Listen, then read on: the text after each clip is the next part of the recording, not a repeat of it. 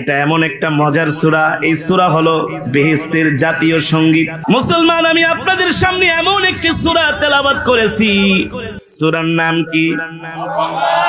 সূরাতুর রহমান, ঠিক কিনা বলেন? এটা এমন একটা মজার সূরা, এই সূরা হলো বেহেশতের জাতীয় সঙ্গীত।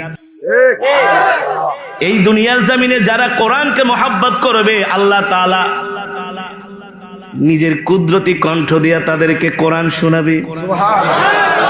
কে শোনাবে? আরো জোরে বলুন।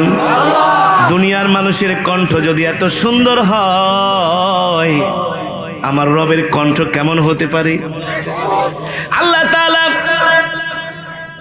সমস্ত জান্নাতীদেরকে একত্র করবেন, যারা দুনিয়ার জমিনে আল্লাহর কোরআনকে মহব্বত করেছে, আল্লাহর কোরআনকে ভালোবেসেছে। যেখানেই কোরআনের মাহফিল হয়েছে সেখানেই দৌড়ায়া দৌড়ায়া কোরআন শোনার জন্য গিয়েছেন, ঠিক কিনা বলেন? আলহামদুলিল্লাহ, বর্তমানে এমন যুবক আছে যারা সারাদিন কোরআন তেলাওয়াত শুনে।